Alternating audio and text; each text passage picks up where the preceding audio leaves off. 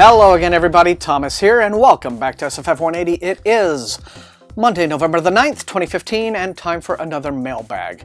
Gonna be a pretty light one this week, gonna get through it quickly. As you see, 2 packages here, plus a big old box, could be about 2 or 3 things in this one, so that should be exciting. I hope you guys have had a terrific weekend and a terrific week before it. Mine's been pretty good, got some work done. I have a couple reviews more or less ready to go, waiting on thumbnails for that. China Mieville, that novella is definitely one of those. And don't forget, this coming 22nd, Sunday the 22nd of November, is going to be the BookTube SFF Awards live show awards presentation. That's it. It is happening. It's going to be over at Elizabeth's channel, Books and Pieces. Should be, I don't know the exact time yet, but it will probably be like an early afternoon my time thing. Maybe around 1 or 2 in the afternoon, probably 1-ish. As we get closer to the date, I'll have more precise information to give you on that, all right? So, without further ado, let's get into this week's book, shall we? Well, I am very happy to have this. It's the new book by Jack McDevitt. For you hard SF junkies, it is called Thunderbird, as you see. And it comes out next month, so pretty soon here. It comes out on the 1st of December. And it says, a working Stargate, dating back more than 10,000 years, has been discovered in North Dakota on a Sioux reservation near Devil's Lake.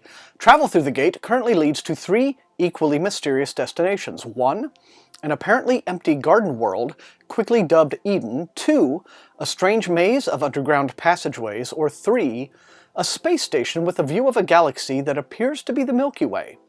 The race to explore and claim the Stargate quickly escalates, and those involved divide into opposing camps who view the teleportation technology either as an unprecedented opportunity for scientific research or a disastrous threat to national, if not planetary, security.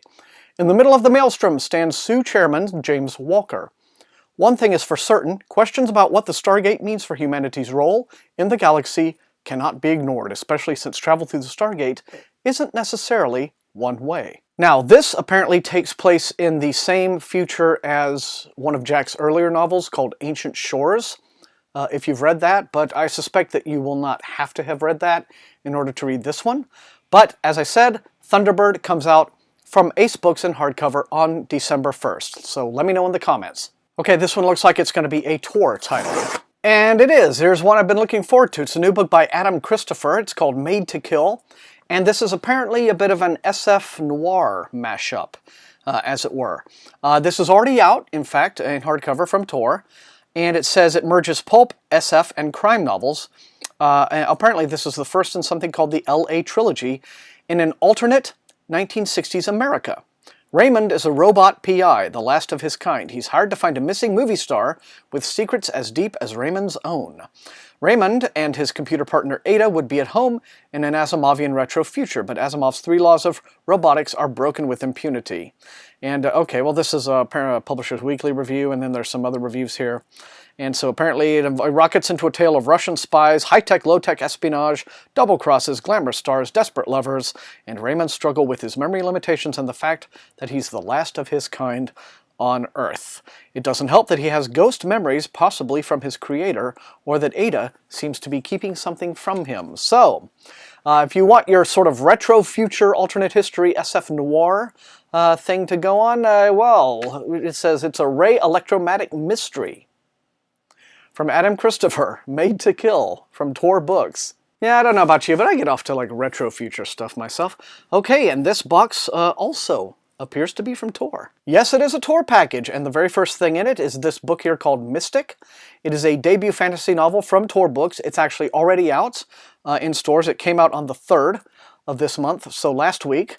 The author, Jason Denzel, apparently is the guy who runs the #1 online fan community for the Wheel of Time, Dragonmount. So Wheel of Time fan makes good. In his debut novel, says it's an epic fantasy, but it's not like super long. As you see, it's about a normal-sized book.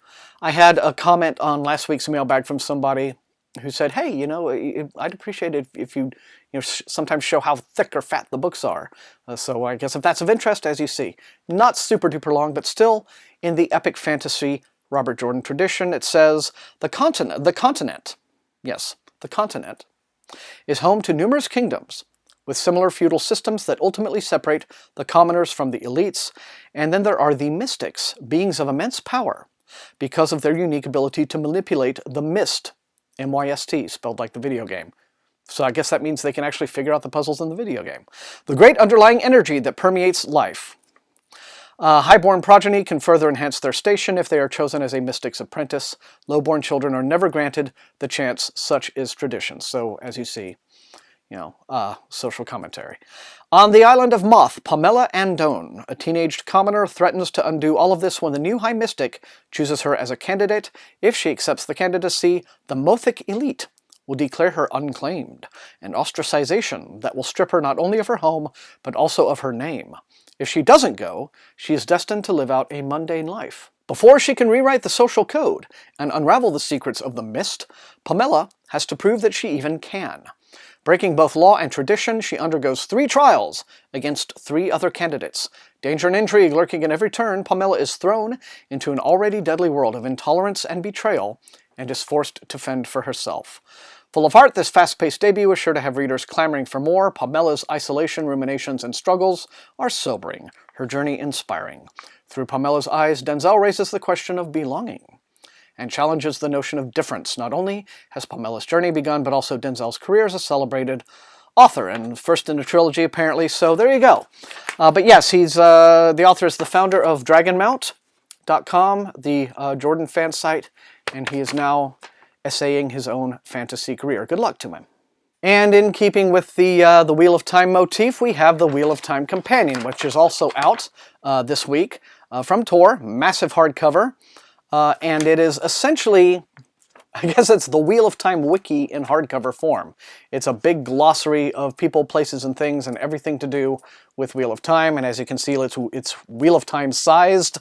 But let's have a look. Yeah, included in the volume in an A to Z format are an entry for each named character, an inclusive dictionary of the old tongue, new maps of the last battle, new portraits of many characters, histories and customs of the nations of the world, the strength level of many channelers, descriptions of the flora and fauna unique to the world, etc., yada, yada, yada. So all of you Wheel of Time geeks can get it in one cover here. How about that?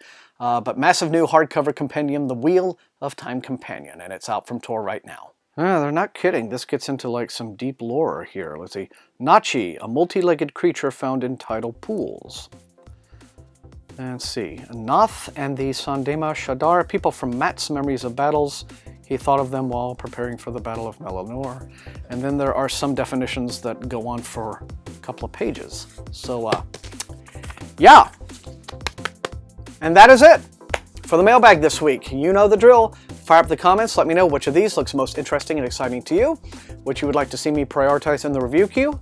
As for the reviews, keep an eye out this week for a couple of new things, but for the most part, the next 2 weeks are going to be me sort of catching up and filling in the final gaps of everything I have to do in preparation for the BookTube SFF Awards on the 22nd. Once again, don't forget that live show. But beyond that, don't forget to leave a like if you enjoyed watching, share the video far and wide with your SFF reading friends, and above all, please subscribe. That is how SFF180 grows as a channel. And thank you so much once again for joining me. Until I see you next time, happy reading.